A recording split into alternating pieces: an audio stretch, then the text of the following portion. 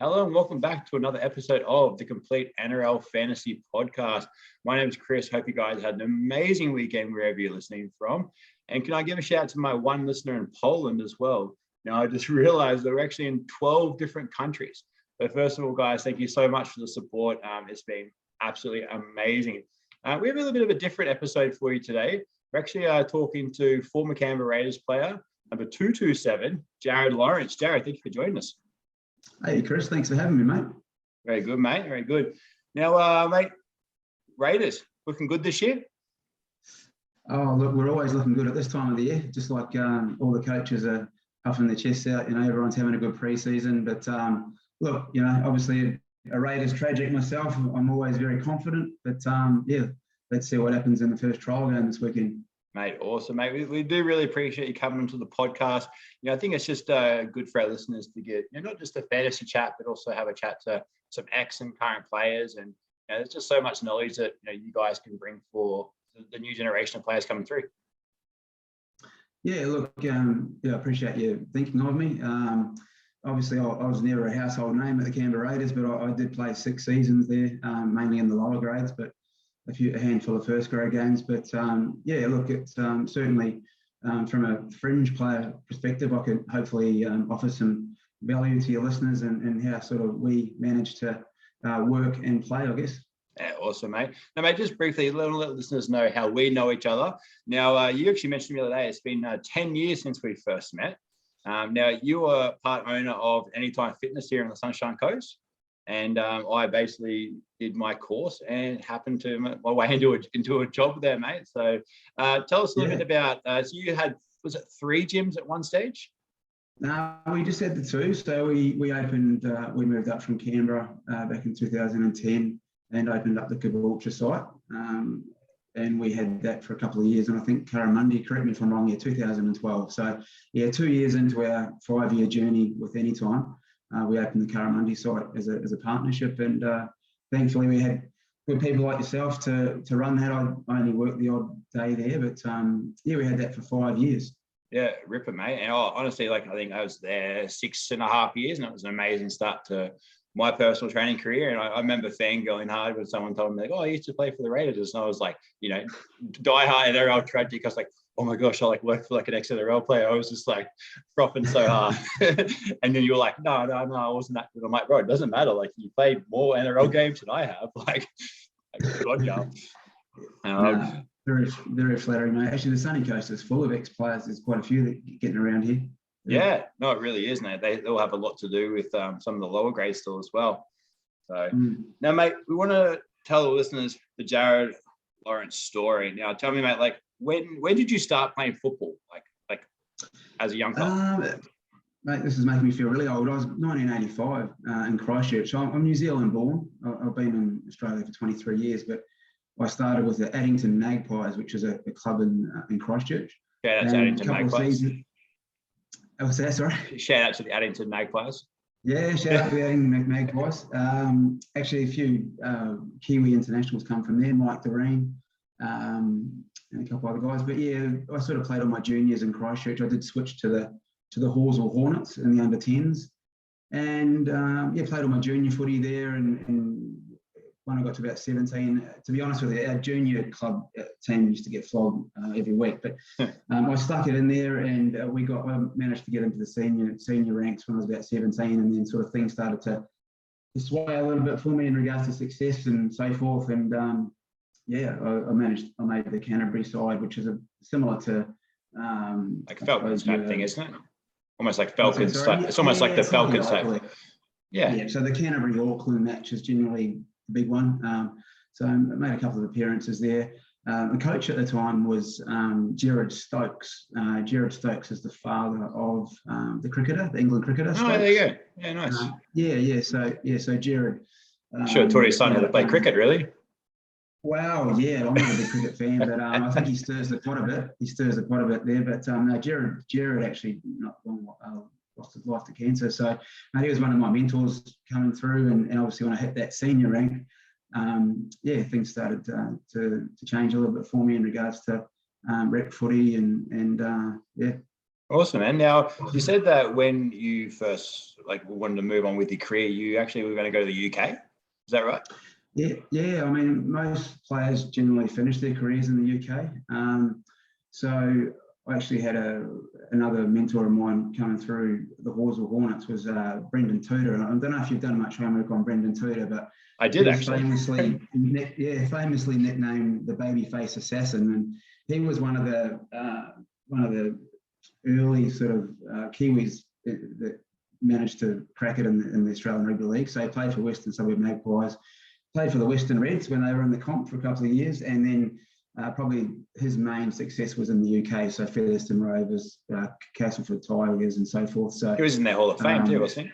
Got inducted to their Hall of Fame. Yeah. And I must ask about him though, because it says that he's a bit of a fighter. He likes a bit of a beef. Look, I haven't actually seen him in his thing, but the guy that actually got me the start over there, Steve Baisley, he said he couldn't fight his way out of a paper bag. He was all puff and wind, but he was quite a fearsome looking dude. He wasn't the biggest, but I think he gave Fatty Vorden a bit of a touch up in one of the test matches back in the mid-90s, and people just liked him because he was tough. He was no nonsense. So, I got over to Featherstone. It was his last season, and he got me a trial with the Doncaster Dragons. And I'll test you here. I don't know if you've heard of this guy, but Gary Schofield was the Great Britain number 6. You would have maybe remember Andy Gregory. Andy Gregory was a little halfback, probably a little bit before your time anyway. A little bit younger than you, mate. Yeah. So, look, Doncaster Dragons was in the Northern Forward Comp and won under the Super League. So you got me a start there, and all was going really well, but through technicality, I couldn't actually get a playing visa. I had a working visa. So it sort of turned a bit pear-shaped because I was rubbing shoulders with Gary Schofield, who was a well-known Great Britain international, and he was coming to the back end of his career. So that would have been fantastic to play a season with him. So, technicalities kept me out of the visa race there. So I ended up just travelling around, lived with Toots for a little bit longer, then travelled around the UK and got to see the sights. And then I was sitting down one night. I was working as a waiter in Scotland, and the double header between the Parramatta Eels, I think it was the Bulldogs in '99. It was a record crowd, and there was 100,000 at the stadium. There was another game on too.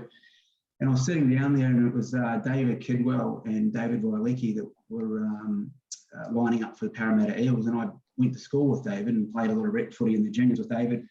And David Wailecki was a year younger, and I just sort of said to myself, I said, look, obviously not the calibre of those guys. David Kidwell was anything he did, volleyball, basketball, he was a gun at it, Natural athlete. But there's something telling me that, why not, either head home or go to Aussie and just try and have a crack, I booked a flight back to Brizzy or the Goldie, and they landed in Aussie sort of September '99. Jared, just talk me through what did it feel like when you're in the UK? How old were you when you were there? 17, 18? I was 21. Okay, so you're 21. You're a young fella. You're in the UK. You've got this prospect to play with some of these greats at the time, and then it basically falls out from underneath your feet. What does that feel like? Not as a failure, but as a setback. And how did you get yourself like overcome that? Like, how did you say, okay, I'm not going to hang my boots up. This is just a kick in the guts and, carry on. Yeah. Yeah, well, it was something that was out of my control too. That was probably the toughest part. But look, I just copped it, and I thought, well, there's other avenues. There's Australia, and whether I just flounder around in some local league or semi-professional football in Australia, I'd be happy with that. And I had some friends there, so. But I was clutching at straws. You wouldn't believe it. I went through every single avenue I possibly could. So my great-granddad was born in Ireland. So my dad has an Irish passport, but I was a generation too late. My great-great-grandmother, believe it or not, and I do have a fair tan on me, it was Fijian. So a lot of the Polynesian boys at the time were getting in through like Willie Po Ching, and there's a lot of them that went over there in their early careers that just managed to qualify through a Polynesian passport. So I even went down that road, but it just wasn't to be. And later on down the track, actually, and we can talk about that a bit more, I almost went back there, but Yeah. So it was in 2001 you came back to Australia. To 99, end of 99, and I played a season for Mackay up in Proserpine there in the 2000 season. So that was in the Mackay comp. had some friends living in Proserpine, so I bought an old Holden Camaro on the Goldie and shot up there and had a season up there, and that's sort of where the next part of the journey started for me. So 2001, you signed to the Canberra Raiders, is that right? Yeah. Awesome, mate. Now, tell me, what's those sort of contracts like back then? Did you have the sort of, was it the training trial ones they have now type style, or was it just like it was sign you? Yeah, it was an opportunity, Chris. It was a case of being at the right place at the right time. So my coach for Proserpine was a great friend of Mel Meninga's, Eddie Muller. Eddie Muller was a hooker back in the 80s for the Bulldogs, just a real tough hooker he was, and he was great friends with Mel. Mel was playing in the Brisbane comp at the time for South, so they become good friends. Mel was up there having a bit of a look around, and coach sort of said, "Hey, this guy's got a bit of promise and whatnot." So that's sort of how I got noticed, and then had an opportunity to go down to Ipswich for a trial, because Ipswich Jets were a feeder club at the time. Yep. So I got to the end of the season. We lost the grand final. First time Proserpine ever made a grand final. We lost to Serena, which was full of the Bella brothers. Remember Marty Bella and so forth? Played for Manly, North Sydney Bears. And went down to Ipswich, moved to Brisbane, relocated there, thinking I was going to be playing for the Ipswich Jets, and played the game. And they ended up taking 2 of us out of about 50 down to Canberra. Mate, that is absolutely fantastic. So I don't know how much you want to disclose, but like, what's those sort of contracts worth back then? So you're 22, 23, and you get this low level contract. So what's that sort of like? Let's be realistic for like the people listening. Oh, of course. I'm more than happy to share that. I mean, it was a $5,000 sign on. We had somewhere to live. They actually put us in it was called the Waratah House. It was actually run by, remember Jamal Alessi? Played for the Raiders on the wing. Jamal's parents ran the house. So that was where all the players would go, the interstate players, where they'd give you your food and board, and basically you'd stay there and train. So look, it certainly wasn't big money, but for me, it wasn't about the money. It was like, I walked into training the first day, and there's, the Supermax, Ruben Wiki, Kenny Nagus, all these guys. And I grew up loving the Raiders, funnily enough. I mean, when I first knew about the Australian Rugby League, the Winfield Cup, I must have been about 5, 6 or 7. And I always wanted a jersey. And back then, you couldn't just walk into Rebel Sport and buy your favourite jersey. Yeah. So I'd get the Rugby League week, and there'd be a thing at the back where you'd cut it out and put your name on it and get your cash out, $120, and change it to Australian and just put it in the post. And our jersey rocked up one day. It was a Canberra Raiders jersey with number 3 on the back, because I always loved Mel. And Warren Daly, he played a bit in the centres. So I'm down there rubbing shoulders with those guys. So it was never about the money, but there came a point where obviously, and there was match payments, and I think we had a great reserve grade side. So I was, picking up an extra $300 a week on top of work and so forth. So. I'll tell you a funny story. I met Mel Meninga once, and he literally was walking down the main street of Bullcock Street here in Caloundra, and he had his daughter on one shoulder and a carton of beer on the other one. And that was literally the only time I ever, it was on a New Year's. He had one on one on the other, and I just went, holy crap, that's Mel Meninga. And I was only a really young fella, and we would have been around that time, early 2000s, something like that.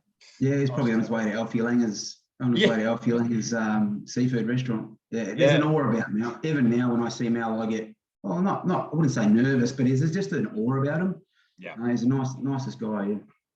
Now, mate, tell me what's some of like the hard work that us as fans don't see. Especially as a fringe player, you want to bust your ass, day in, day out. Like what don't we see? Like what are you doing behind the scenes to keep yourself ready when the opportunity comes? I mean, back then, we're talking nearly 20 years ago now. So, the trainings were pretty brutal. And I know these days everyone's GPS stuff and they're mindful of, burning out the players. And let's face it, the game's a lot faster now too. But I was reasonably fit anyway. And we would train. So when I first got down there, I was sort of in a full-time squad, but I had to get a job sooner or later, which I'll tell you about in a minute. But training-wise, look, I'd go for a run every now and then by myself, but it was basically, there was so much going on. There was a lot of training, a lot of gym. There were split sessions.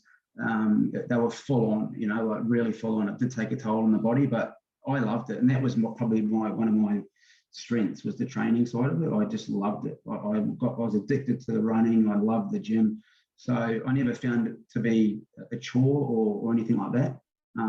Obviously the pre-seasons were pretty tough, but no, just training, I mean, and again, the training's a lot different compared to what you're probably used to now, Chris. I mean, Alex Corvo was our strength and conditioning coach, who's been around the traps. He's well known in the NRL ranks. And, we were given a program down at the Deakin Health Spa, and, it consists of your bench press, your squats, your lunges, and sort of your main lifts. The power clean, there was no deadlifts, it was just power cleans. And we weren't really shown the correct form. Al might go and sort of correct it every now and then. So, and they just smashed us with the creatine, the HMB, and the protein shakes, and we just got big and bloated. That's what it was. You needed that back then. It was so rugged and so hard. There was no, like, people could just throw a punch and it was on, and you'd go through. You couldn't be 60 kilos ringing wet, or you needed that little bit of something to bounce off people. Yeah, and I was a halfback, going through juniors, and then I played a lot when I played seniors. But then I went from second row. I debuted in the second row, but then I went to hooker. So my weight fluctuated all the time. I could never really get a balance, and I'm not the tallest guy. So what about 5'10"?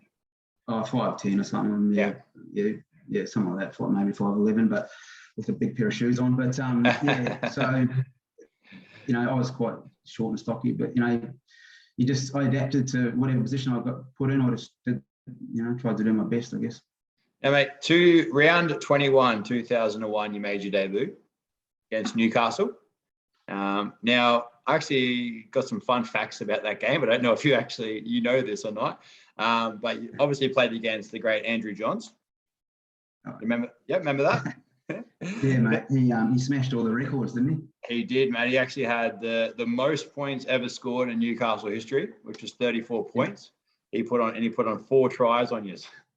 And these guys got absolutely belted. Like, what's it like as a young fella? You come in, and obviously I know he was getting good then, but like one of the greats, Andrew Johns, you make your debut and he's putting a clinic on. Were you just in awe, or were you just like, what's that whole week feel like? Firstly, I didn't let in any of the tries, by the way. I think he might have scored 3 of those while I was on the bench. But mate, I think I was the only person that walked off with a smile on my face, because it was my debut. And but like, he was a mate. He was unreal. Like, he'd just get that eye contact. He'd run straight lines. He'd have players around him, and I think they went on to win the grand final that year. It was a pretty solid side. I think it was Parramatta that year, wasn't it? Yeah, they beat Parramatta. That's right. Yep. So look, you had Kurt. There was the Gidley, not Kurt, the other brother. There was Parsons. Robbie O'Davis. They had a gun. The winger, the blonde winger, that scored those tries. So. Yeah, look, nothing can sort of prepare you for that sort of thing, and it was just threw me in. I was a late change actually for somebody. There might have been someone. Simon got injured, didn't he? Your captain got injured. You played hooker. Simon played. McClendon. I think they might have left McClendon out, and they played Monaghan, and I ended up getting. Oh no, that was the semi final that Simon got injured, and you came. That's right. Well, he would have got suspended. I'd say that's what it would have been. Yeah. Now, mate, career highlights for you, mate. So you guys won the grand final 2003 in the reserve grade. Who'd you play in then? In that year? We played Penrith. Yeah, we played Penrith. And like I said, I only played a handful of first grade games, and it was generally through injury and so forth. But look, I was absolutely wrapped with even playing reserve grade. We had some really strong sides. We made the semis pretty much all the seasons that I was there. And 2003 we played Penrith in the grand final, and we beat them 36-16, I think. But we had a star-studded side. We had Mick Wayman, who ended up playing for Australia, coming off our bench. I think he might have been back from injury. Phil Graham, Terry Campese, Michael Monaghan, Mark Bryant went on to play for Manly and played some grand finals. So we had a good side, and that was, like I said, year in, year out, we had solid side. And the reason why I hung around for so long there, and they were happy to have me, is because I picked up a job through one of our sponsors quite early on down there, and they were so flexible. Like, they would let me train when I needed to train. If we had to jump on a bus on a Friday and go up to Sydney or Newcastle, they were really good. So I was able to do that through leveraging off one of the sponsors and giving me a job. So yeah, awesome. I do want to touch on that in 2 seconds, but I just want to go through 2004. So you played first grade semi-final. You got beat by, was it Roosters? Yeah, I think we qualified 8th. It was back in that system where one played 8. Oh, So again, that was, I mean, it was such a memorable day because it was Ruben Wickie's last game in a Raiders jersey. You know, that brought him to tears at the end, and he played pretty much with a broken foot most of that game. That's the toughness of that man. But yeah, it was Freddie Fittler's last game too at that stadium. He retired that year. I think they ended up winning the grand final as well, the Roosters. So yeah, that was just another level above. Like if I compare that to my first grade debut, like you know, they were forced to be reckoned with, that Roosters side. They were really good. So, but yeah, it was a good experience, really good experience. Big packed house, and yeah. That would have been awesome, mate. That would have been awesome. Now, mate, tell me. So you said as a fringe player, you know, you were forced to sort of work full time. Now, you said you got that job through a contact of the club. Yeah. So I sort of went. There was a few of us that were sort of in that position, and look, some of them were quite happy to stay home and play PlayStation and live off, you know, bread and rice. But I sort of said, look, I you know, I know I was a little bit older. I was 23, and some of these kids, they might have been 18 or 19. So Mel got me a coffee with Nanette Back, who was the branch manager of Conacher, and it was just a bit of a chat really. And she sort of said, look, you know, this is the base wage and this is the commission, and you know, this is the car allowance. And I'm sort of adding it up in my head going, you know, if I perform, I could pull 100 grand in my first year. You know, high school dropout, no sales experience, you know, and that's sort of where I, you know, see the value, and what I can sort of talk about here is that I made sure that I got good self-awareness. So I knew I was never going to be a first grade regular. Like it was just, you know, I was a decent player, but just I just knew that it probably wouldn't be a regular player. So I was happy in the reserve grade. But what I didn't realise at the time is that these clubs are always affiliated with, you know, big sponsors, people that want to know more about the players and also want to help the players. So I was able to leverage off that opportunity to pick up a job that I ended up spending 10 years there and probably earning more money than some footy players, you know. So yeah, I think I just took the opportunity while I was there. And look, I was a terrible salesperson. Like I was selling photocopiers to the government. So I had the Department of Prime Minister and Cabinet, I had, you know, Foreign Affairs and Trade, all these big departments coming in, and I was presenting these photocopiers to them, and I was terrible. Absolutely, I had sweaty armpits. But they'd sort of feel for me. They knew I was new, and I just sort of spent time going back on the weekends and working it all out, and then ended up becoming one of the most successful salespeople they had. So. Now, you told me, which I found amazing, you visited 7 countries as a perk of selling photocopiers to the government. What countries did you go to, mate? We went to Vietnam, Italy, we went to Vegas. We've got listeners in Vietnam. There you go. What's that? We've got listeners in Vietnam. Oh, there you go. Yeah, so that was just part of the incentive trip that they'd send us away at the end of the year if we made budget. So yeah, so that was great. But it got to the point, and that's what leads us to the move to Queensland, is that again, self-awareness set in. I was really good at selling the photocopiers, the networktivity, so the printer scanners, fax machines, but then it started going into software, and it just didn't interest me. You know, like we were out there trying to sell these $100,000, you know, document scanning software, and with the government, there's so much red tape, and it was just a real hard sales process. So, you know, we'd won the Department of Defence contract, which was the biggest contract. We took it off Xerox, and yeah, it was. But I just wasn't interested in the software, so I started looking around for other opportunities, and that's when Anytime Fitness popped up. Yeah, awesome. So what year did you, 2005, you say you moved to Queensland?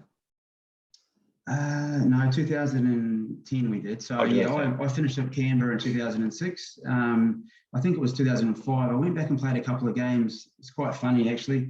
Andrew McFadden was a reserve grade coach in 2006, and they must have been struggling with some players, and he gave me a call. And I'm a year older than Cappy, and here I was running around. We played St George at Oakey Jubilee, and I'm running around out there, and my coach is younger than me by 12 months. So, but yeah, then I just played a couple of years of local football. Played for the West Belconnen Warriors and the Tuggeranong Bush Rangers.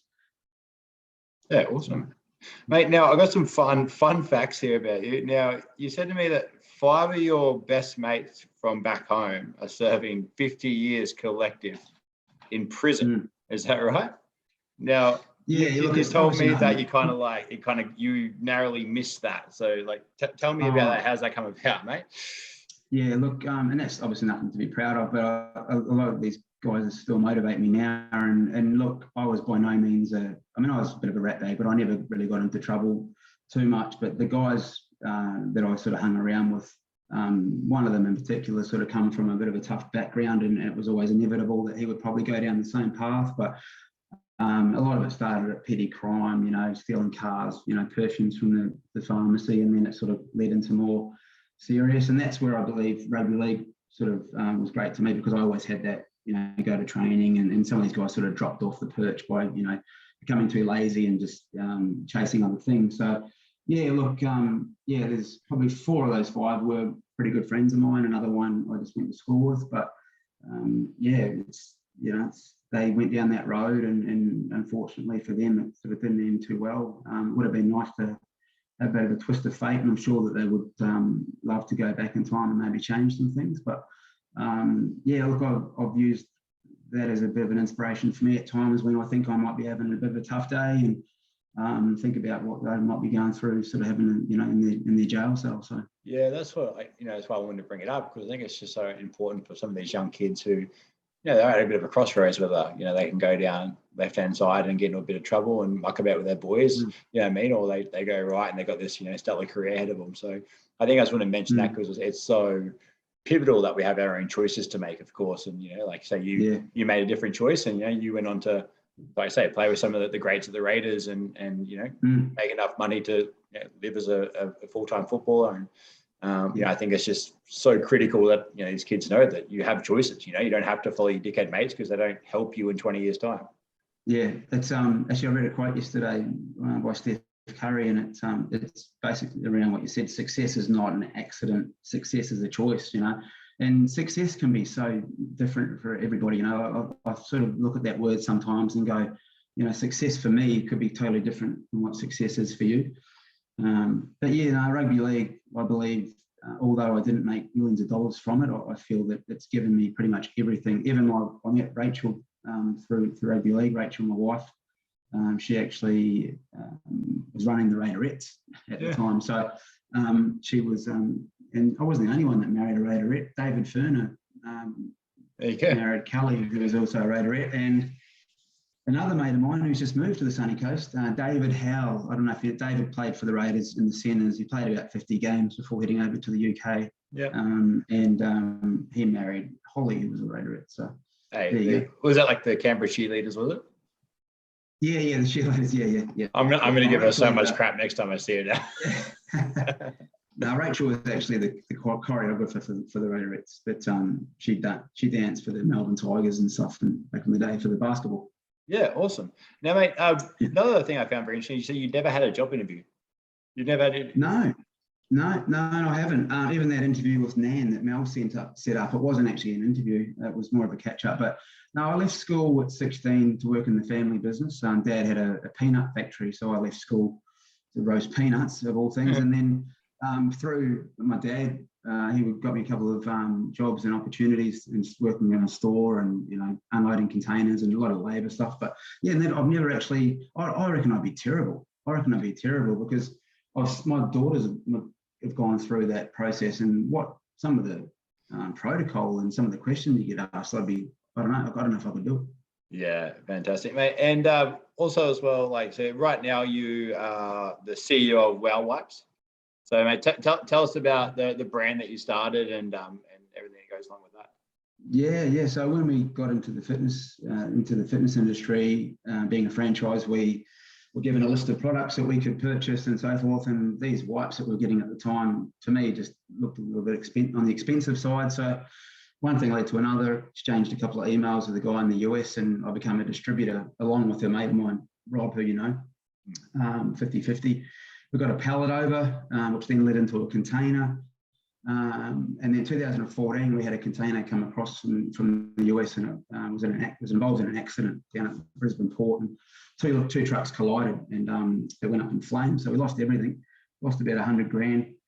And it was at that point where we thought we need to go and do it ourselves rather than be a distributor of a product from the US. And that's how Wow Wipes was born, and we've been doing that ever since. And yeah, it's been great. You know, obviously through COVID, it was tough trying to get product, and although it was in heavily demand the wipes. But no, it's been fantastic. It's been awesome. I work from home most of the time. We've got some warehouses planted around Australia, but it's been a bit difficult to get to those because of the COVID. But yeah, it's it's a great. Well, we obviously use it in our gym up here at Impact Strength and Fitness, and never looked back. We've had continue that relationship that we built from any time to obviously now having your product in our gym, which is I highly recommend them, especially through COVID, which is really good. Yeah. How can people get a hold of you if they do want them like in their gyms and facilities, stuff like that as well? We're on Wow Wipes is on Instagram. We've got a Facebook page. We've got a website, wowwipes.com.au. So yeah. Do highly recommend it, especially if you are trying to keep up with your cleaning through COVID. There you go, mate. Free plug for you. I'll just make sure the invoice is in the mail for you. Now, mate, just a couple more things I wanted to touch on. So you still coach your young fellas, is that right? The Dolphins? Yeah. So that's sort of how it came about by default. But that's a massive part of my life now, and I will always continue to give back to rugby league because I believe I am where I am because of it. I'm sort of getting to the point now where the coaching, I'm coaching the under 18s for the second year, which is Billy's second year. I've coached since under 7. So yeah, 12 years, I think. Had a fair bit of success with it, when the juniors won a couple of, competitions up in Queensland with some of the younger teams, but I'm probably not the most technical coach. I think one of my strengths is getting on well with the players, getting the best out of the players, motivating them, and just making them really enjoy their football. But so absolutely love it. It's definitely something I'll continue as being maybe a water runner or I've got my own gym here now. You'll have to come and check it out. I've got a gym here at home. Got enough weights for me? No, probably not, mate, actually. Probably not. So I'll always give back in some way, shape or form, put it that way. And that'll never stop. Yeah. Mate, I love that. Now, I want to talk about your beloved Raiders 2022 season. Now, you do say that you do keep up with them a little bit. Now, I'm going to ask you some questions. I don't know how much you keep up with current players and the ins and outs of it. But first of all is, where do you see Canberra finishing this year? If you say 1, you're alive. Oh, look. I'm going to say 1, mate. I've got to be confident. I mean, it's I'm a diehard Raiders supporter. I always will be. I always have been. So, we never sort of get the credit deserved. And I know we've had a couple of pretty inconsistent seasons coming off that season a couple of years ago where we were so strong. But I think guys like, Hudson Young, who's had a couple of years in the top grade now, he's one of my favourites. I really like his style, although, he's had a couple of run-ins with the judiciary, but I think he's cut that out of the game now. I think he's a really good leader. It reminds me a lot of Ryan Hinchcliffe, actually, that was, I used to play with there. And yeah, I said I just re-signed Tommy Starling. It's I want to talk about Starling, actually. So in fantasy, he's sort of, I think he's underpriced, but the issue is he doesn't actually play a lot of minutes. Now, obviously, Hodgson's going this year. Podcast. Yeah. What's your prediction on minutes for Starling? Like, do you think he'll play 55? Do you think he'll play off the bench? There's obviously a lot of sort of those edge and lock forwards there at the Raiders as well. So Hodgson may not, end up in the 13. Where do you see Starling? Because they had to re-sign him where he's going to go. He's like he could be the next Harry Grant, the next Cook. If he gets the opportunity. So, what's your thoughts on him, mate? Yeah, you had to keep him. He's one of those players that he's just unpredictable too. Like he can make something from nothing. And that's what I like about him. He's very elusive. Well, he might be a little bit small, but he's explosive. Look, I see maybe if Josh gets an injury, which he's prone to, he might play some more minutes. And then you've got Josh Hodgson that can also play other positions. He can be a pivot. He can play lock. So I can't see the Raiders, re-signing Tom and keeping him, getting splinters on the bench. I think they're going to use him. They'll be using him at 9, and they'll probably shift a couple of other players around to accommodate it. Do you think 50, 55? Yeah, maybe over 50 minutes. It'll be sort of, later in the half. So I guess if he's not starting, when the forwards are getting tired around that ruck, that's where he's good. He'll sniff out an opportunity. He's quick out of there, and he'll pick off those lazy markers. So, I'm a real big fan of him. Yeah. Oh, me too. I've had many discussions on some of the fantasy pages about Starling, and people are like, no, he won't play enough minutes. He's just that and the other. And I'm like, mate, I'm telling you, if he gets 50 minutes, he's going to be really, really good. Yeah. But I want to talk about the second rowers at Canberra, because there's a few guys there and sort of up and down who's going to get what position.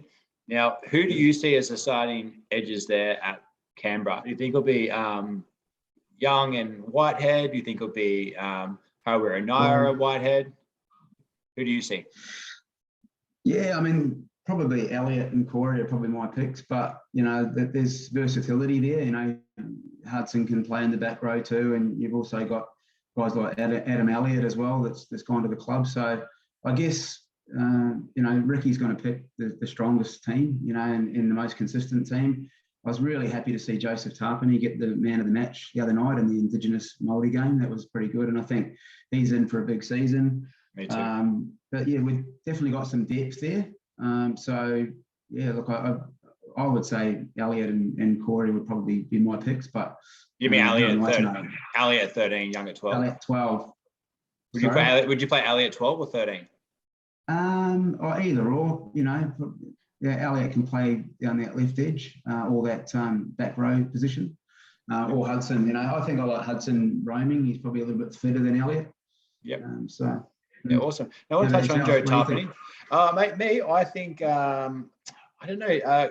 Corey was a little bit in and out of favour with Sticky in the last year. So I think if he can sort of keep his head out of his ass and kind of pretty be good, I think trials will show. Basically, I think trials will show. So I think he has to prove to Ricky that he wants to put that hard work in, where Hunter Young really does prove that. So I think it'll be.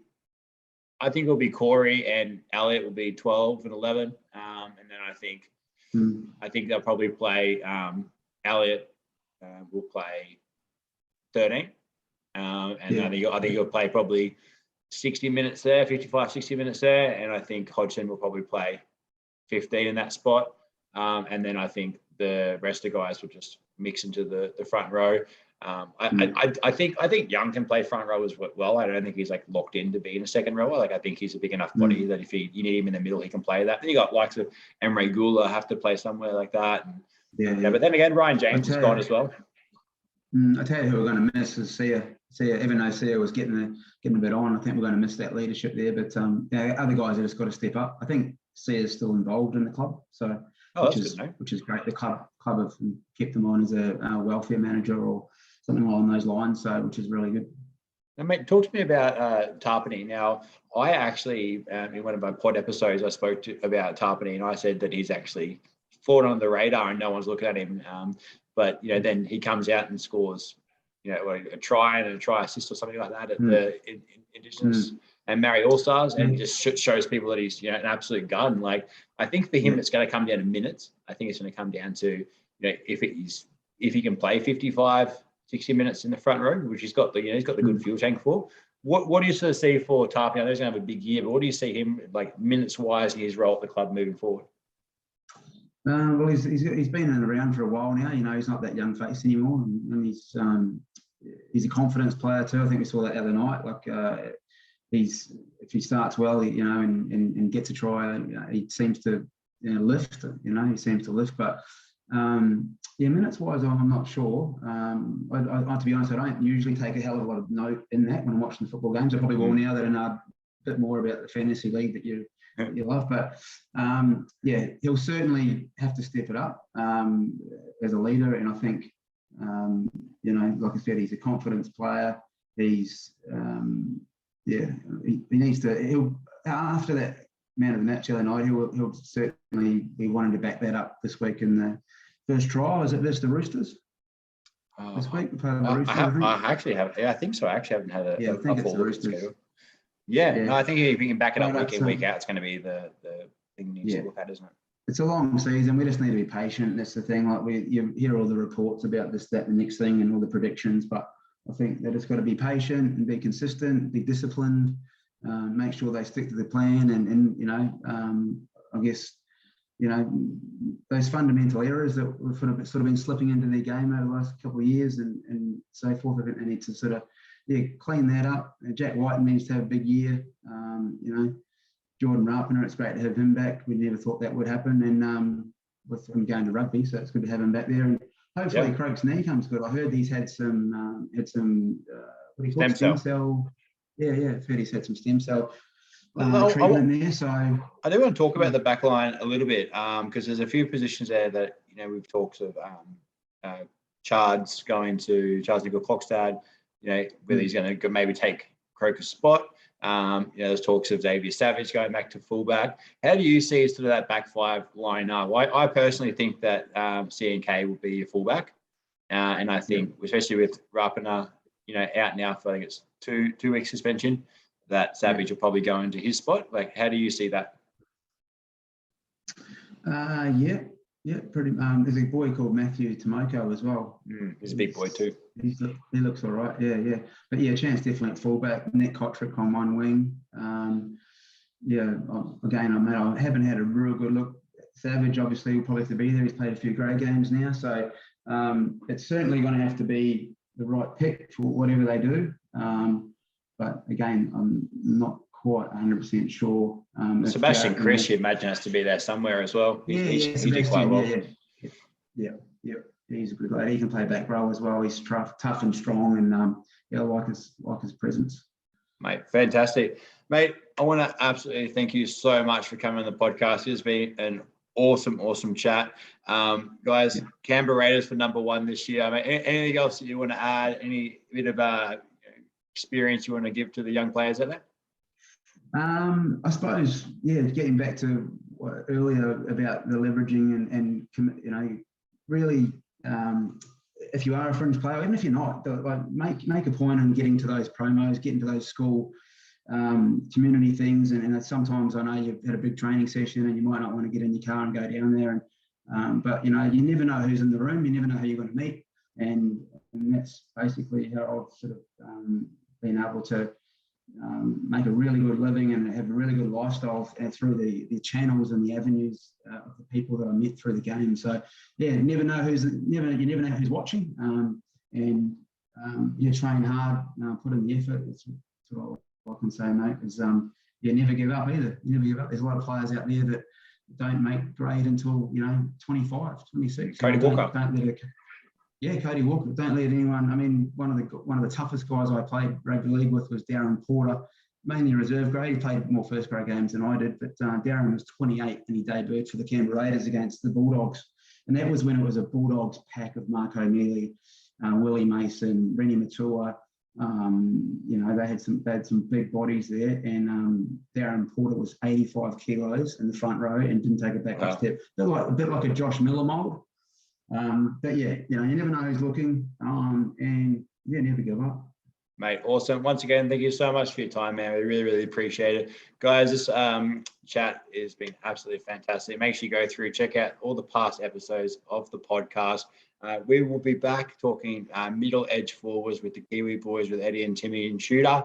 Guys, once again, have a fantastic day wherever you are and stay safe.